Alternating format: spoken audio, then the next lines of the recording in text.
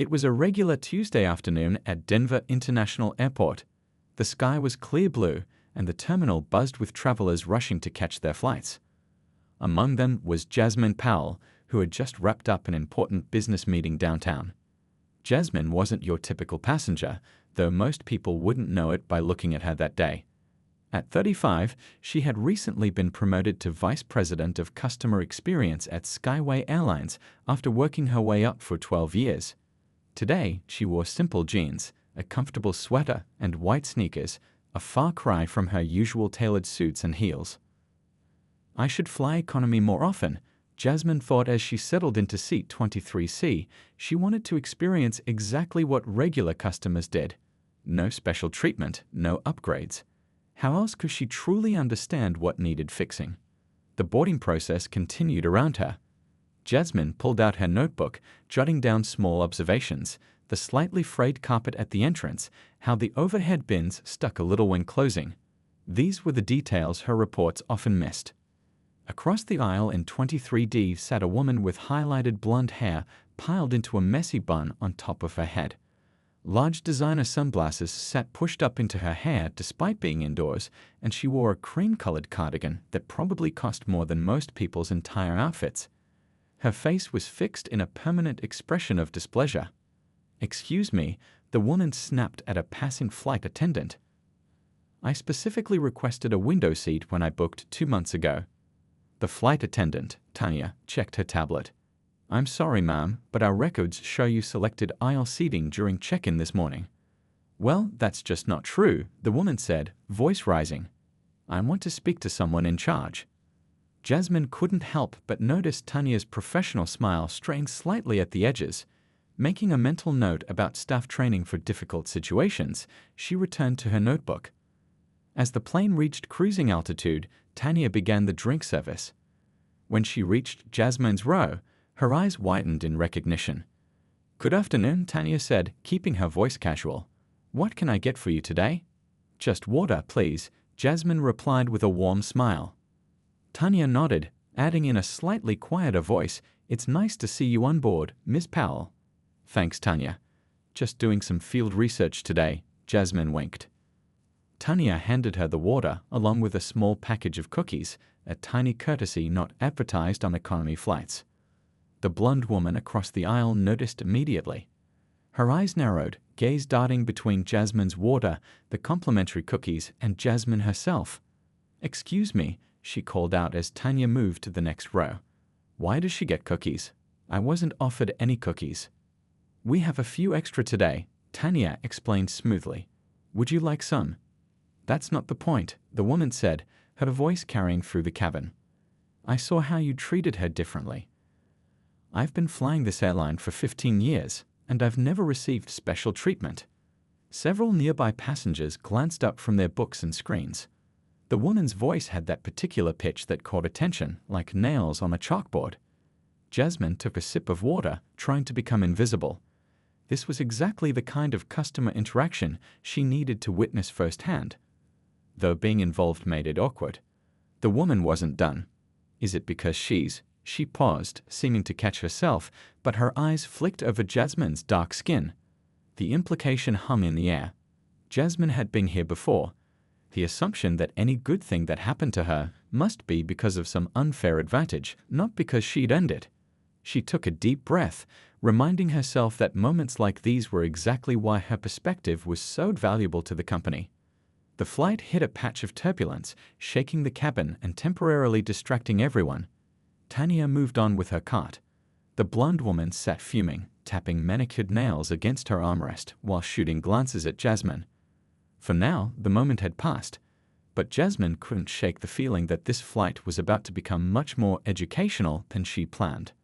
Little did she know, the real trouble hadn't even started yet. The flight had been in the air for about an hour. Jasmine was typing notes on her phone about the in-flight service when the seatbelt sign dinged off. Passengers started to get up, stretching their legs in the narrow aisle. The blonde woman across from Jasmine, whose name badge on her designer handbag read Karen Doriu, had been shooting glances her way ever since the cookie incident. Karen unbuckled her seatbelt with a dramatic sigh and stood up, reaching for the overhead bin. "Oh my God!" and a shriek cut through the cabin's gentle hum of conversation. My purse. My purse is gone. Heads turned. A flight attendant, not Tanya, but a younger man named Raj, hurried over. Ma'am, what seems to be the problem? He asked, his voice calm and practiced. Karen's face had turned an alarming shade of red. My Louis Vuitton purse is missing. It was right here in the overhead bin. It has all my credit cards and my grandmother's pearl necklace inside. Jasmine kept her eyes on her phone, trying to stay out of it. The last thing she wanted was to get involved in cabin drama while doing her undercover boss routine. When did you last see it, ma'am? Raj asked, peering into the overhead bin. When I boarded, I put it right here on top of my carry-on. Karen was now frantically pawing through the bin, pushing other passengers' bags aside.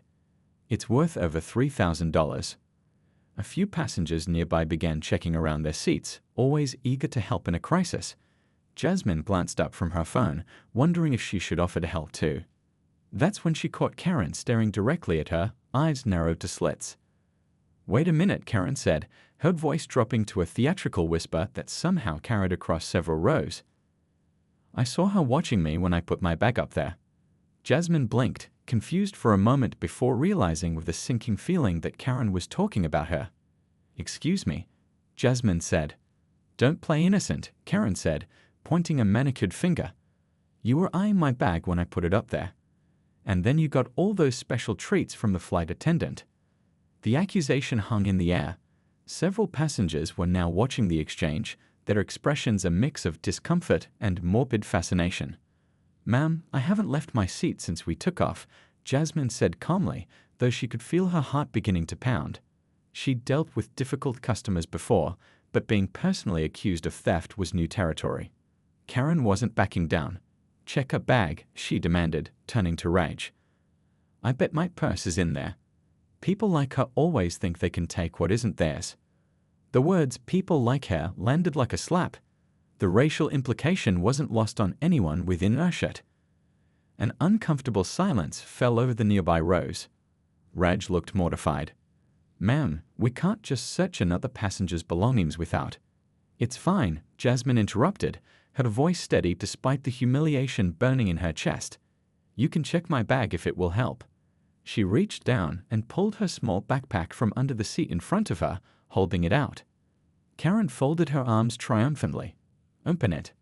With deliberate movements, Jasmine unzipped her backpack. Inside were her laptop, a notebook with the Skyway Airlines logo, which thankfully Karen didn't notice, a paperback novel, and a small cosmetics bag. No designer purse. See? Jasmine said quietly. I don't have your bag. But Karen wasn't satisfied. She could have hidden it somewhere else, or given it to someone. I want the captain to know about this. I want her detained when we land. An older man across the aisle cleared his throat. Lady, you're being ridiculous. Nobody took your purse. Stay out of this, Karen snapped. This is between me and the thief.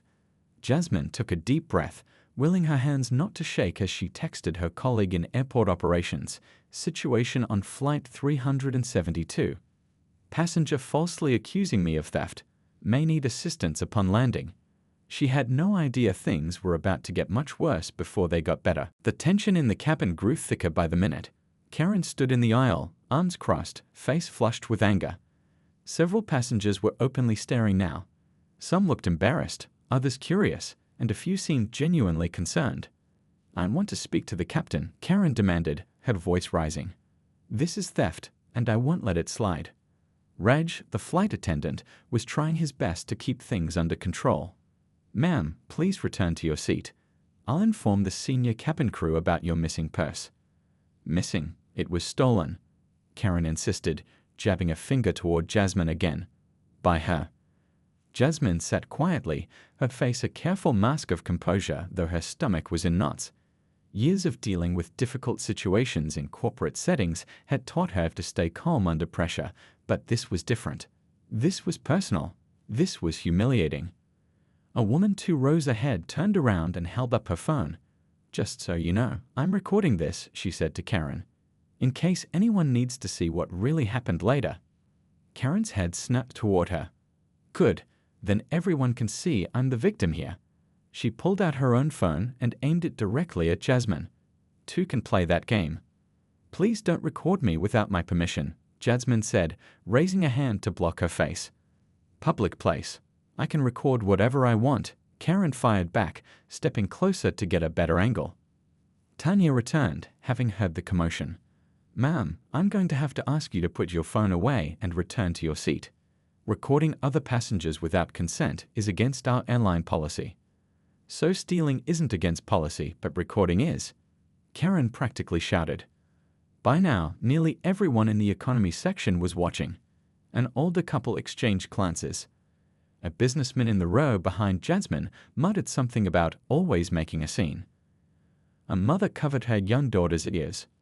Nobody has stolen anything, Tanya said firmly. We're doing our best to locate your missing item. I want her bags searched properly, Karen insisted, all of them. And I want her details. She's not walking away with my $3,000 purse. Jasmine's hands trembled slightly as she sent another text to her colleague, situation escalating. Passenger recording me against my will and demanding I be searched and detained. A ding sounded throughout the cabin, and the captain's voice came over the intercom. Ladies and gentlemen, this is your captain speaking. We're experiencing some minor turbulence ahead. All passengers and cabin crew, please return to your seats and fasten your seatbelts. Perfect timing, Jasmine thought. Tanya gestured to the seatbelt sign. Ma'am, you need to sit down now. It's for your safety. Karen reluctantly returned to her seat, still clutching her phone, still recording Jasmine. I'm making sure everyone knows what you did, she hissed. I'm going to make you go viral as the thief you are. The words stung, but Jasmine kept her eyes forward. She'd faced prejudice before, supple glances in high-end stores, security guards following her around, people clutching purses tighter when she walked by, but never something this blatant, this public. A quiet voice came from across the aisle. It was the older man who had spoken up earlier. Don't let her get to you, he said softly. Some people just need to blame others for their own mistakes. Jasmine gave him a small, grateful nod. The plane hit a patch of turbulence, causing the cabin to shake. Karen yelped as her phone slipped from her hand and clattered under the seat in front of her.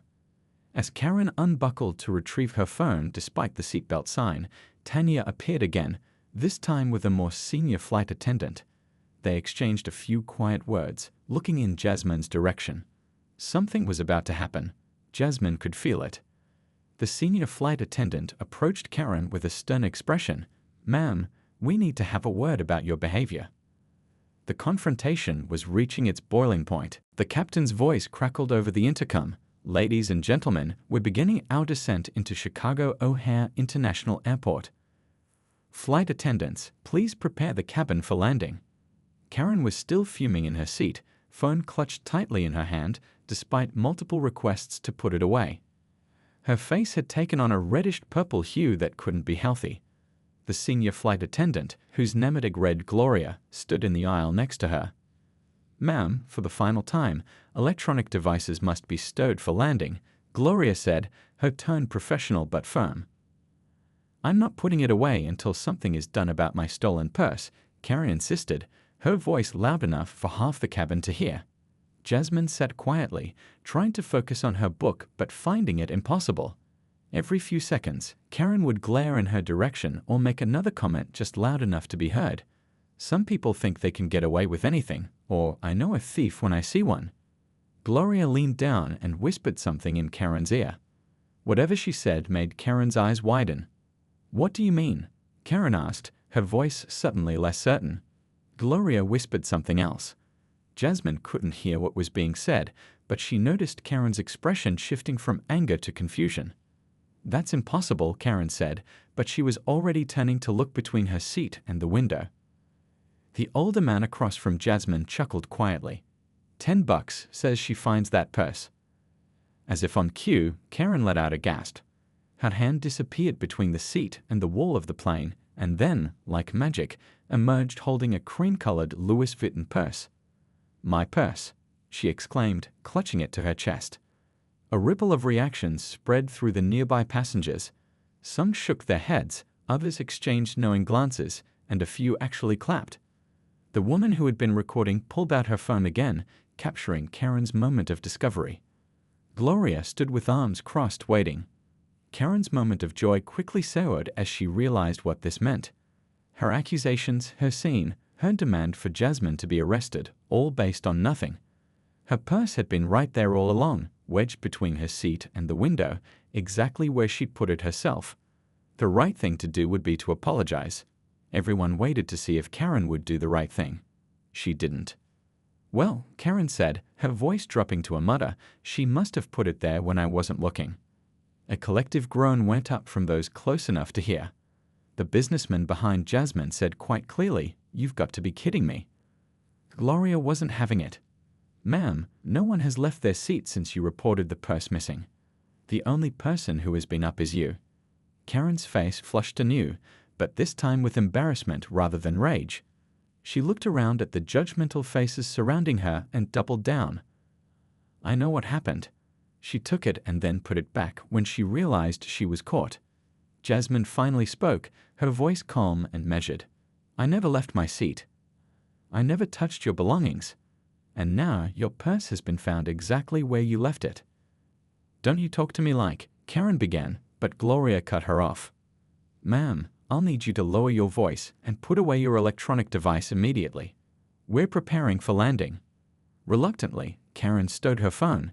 She clutched her purse tightly on her lap, eyes darting around as if someone might still try to take it. The triumphant look she'd worn earlier had been replaced by something harder to read, a mix of embarrassment and defiance. As the plane began its final descent, Jasmine felt her phone buzz.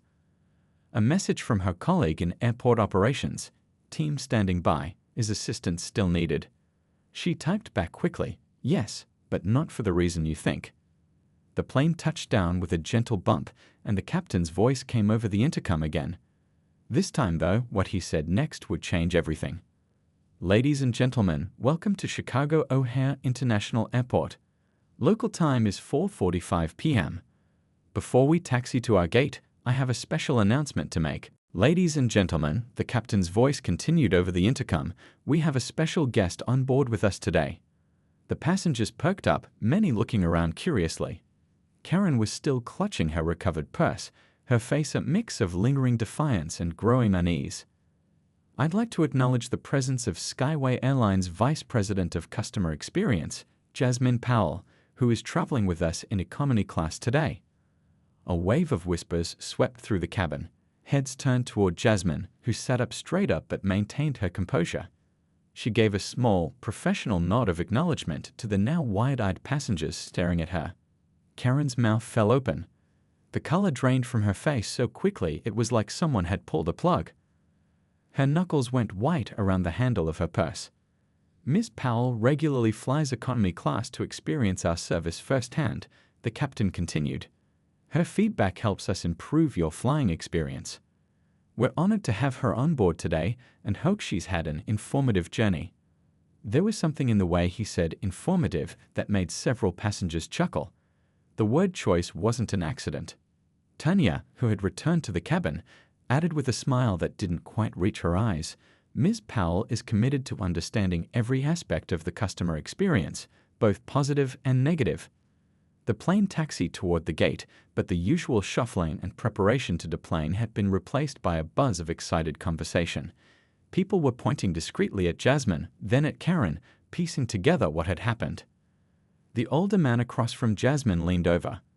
"Well, that explains the cookies," he said with a wink. Jasmine finally allowed herself a small smile. "I try not to play the VP card when I'm doing these flights," she explained. "Defeats the purpose." "Must be quite an education sometimes," he replied, glancing meaningfully at Karen. Karen sat frozen in her seat, her eyes fixed straight ahead. The gravity of what she had done, publicly accusing an airline executive of theft, making racist insinuations, demanding arrests, was clearly sinking in. A young woman 2 rows ahead turned around. "Excuse me, Ms. Powell.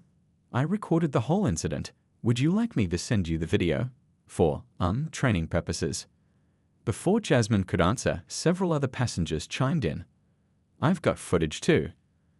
I started recording when she threatened to make you go viral." I'd be happy to provide a witness statement if needed. The support was overwhelming. Jasmine felt a lump form in her throat. These strangers had seen the injustice happening and were ready to stand with her. "Thank you," she said simply. "If you could send those recordings to our customer care email, I'd appreciate it." The plane came to a stop at the gate.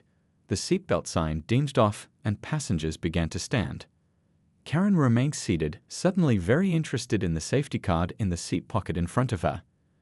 As Jasmine gathered her things, she noticed 2 airline representatives waiting at the gate, along with a uniformed airport police officer. Her text to operations hadn't gone unnoticed. Gloria approached Karen. "Ma'am, we'd like you to remain seated until the other passengers have deplaned." "Why?" Karen asked, her voice barely above a whisper. "There are some people who would like to speak with you regarding the incident on today's flight." For the first time since the whole ordeal began, Karen looked directly at Jasmine without anger or accusation, just plain fear. Jasmine shouldered her backpack and made her way to the exit. As she passed Karen's row, she paused. Karen looked up, clearly expecting the worst. "Enjoy the rest of your day," Jasmine said evenly, then continued toward the door. As she stepped into the jetway, Jasmine heard the bursting applause behind her, not just from the flight crew, but from nearly every passenger who had witnessed what happened. She took a deep breath of the stale airport air, which somehow smelled like victory. The day had been far more educational than she'd planned, but she already knew exactly how she would use this experience. Skyway Airlines was about to undergo some changes. Karen clutched her purse to her chest as she was escorted down the empty aisle of the plane. The last passenger had left minutes ago, leaving just her and the flight crew.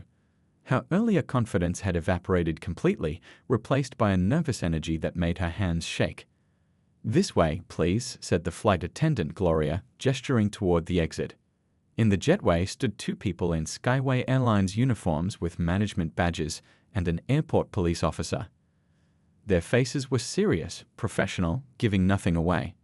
"Ms. Wilkins," one of the airline representatives said, "I'm David Chen, Director of Customer Relations. We'd like to speak with you privately about what happened on today's flight." Karen's eyes darted between them. "Am I in trouble?" "Please follow us," was all David said. They led her through a side door and down a hallway most passengers never saw, finally arriving at a small, plain office with a table and chairs. Karen sat down, her designer purse, the cause of all this trouble, still clutched tightly in her hands. "Ms. Wilkins," David began, "we've received multiple reports about your behavior on Flight 372 today. Several passengers and crew members have provided statements and video evidence." The other airline representative, a woman with kind eyes but a firm expression, placed a tablet on the table. "My name is Leela Thomas, head of security. We've reviewed some of the footage already." She tapped the screen, and Karen's own voice filled the room.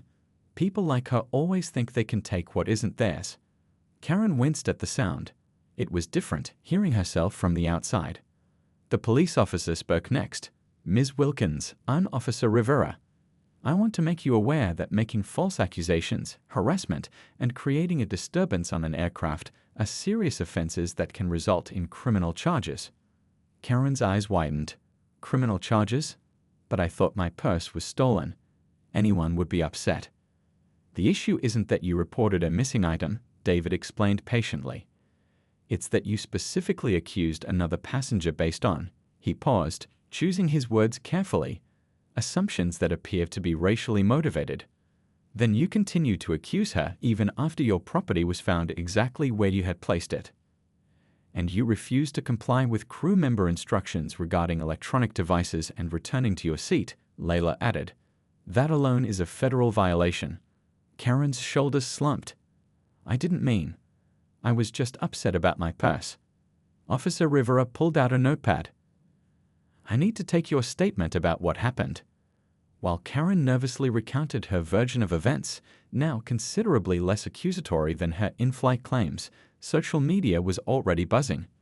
Videos titled "Racist Karen Gets Schooled on Airplane" and "Woman Accuses Airline VP of Stealing Her Purse" Instant Karma were racking up thousands of views. One passenger's tweet was gaining particular traction. "Just witnessed the most satisfying karma on my Skyway flight." Lady accused black woman of stealing her purse, demanded she be arrested, only to discover the thief was DHEVICEPRDSIDENT of DH Airline. You can't make this stuff up. Hashtag flying while black, hashtag Skyway Justice. Back in the office, Officer Rivera finished taking notes. We're not filing charges at this time, he said, but this incident will be documented. David slid a document across the table. This is an official notice that you're banned from flying with Skyway Airlines for 6 months, pending completion of our customer conduct review process. Banned? Karen's voice cracked. But I fly Skyway for all my business trips. You should have thought about that before harassing our vice president, Layla said matter-of-factly. David's expression softened slightly. Ms. Wilkins, this can be a learning opportunity. We're not looking to ruin anyone's life, but actions have consequences. Karen stared at the document, the reality of the situation finally sinking in.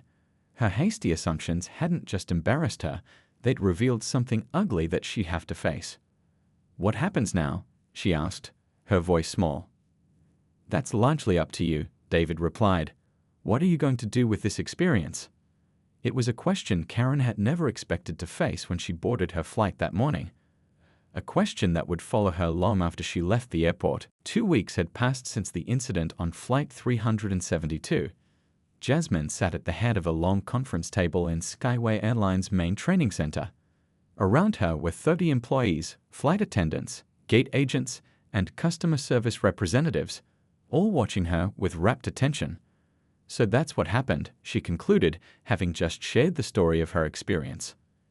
I wanted to fly as a regular passenger to see our service firsthand. I got more than I bargained for. A hand went up. Did you ever speak to that woman again? Karen? Jasmine shook her head. No, but I didn't need to. This isn't about one person's bad behavior. It's about making sure everyone feels safe and respected on our flights. On the screen behind her, Jasmine clicked to the next slide, New Anti-Discrimination Training Program. Starting today, every Skyway employee will complete this training. Not because you did anything wrong. Our crew handled the situation professionally, but because we can always do better. The training room buzzed with energy as Jasmine broke them into small groups. They were role-playing different scenarios, practicing how to intervene when they witnessed discrimination. The enthusiasm was real. People weren't just going through the motions, they were engaged, passionate about making a difference. Meanwhile, across town, Karen sat at her kitchen table staring at her laptop screen. The email she'd been dreading had arrived. Her company's travel department confirming they'd booked her an alternative airline for next week's business trip. Having to explain to her boss why she couldn't fly Skyway anymore had been humiliating. The knowing looks from colleagues who'd seen the viral videos were even worse. She'd barely left her house in the 2 weeks since the incident. Every time she checked social media, there seemed to be another version of the video, another round of comments calling her Airplane Karen or worse. Karen took a deep breath and clicked New Post. She'd drafted and deleted this message a dozen times already. Her fingers hovered over the keyboard before she finally began typing. I want to publicly apologize for my behavior on a recent Skyway Airlines flight. My actions were inexcusable. I falsely accused another passenger of theft based on prejudices I didn't want to admit I had. When proven wrong, I doubled down instead of apologizing. I'm deeply sorry. She paused, then continued typing. To the woman I accused, Ms. Powell, I offer my sincere apology.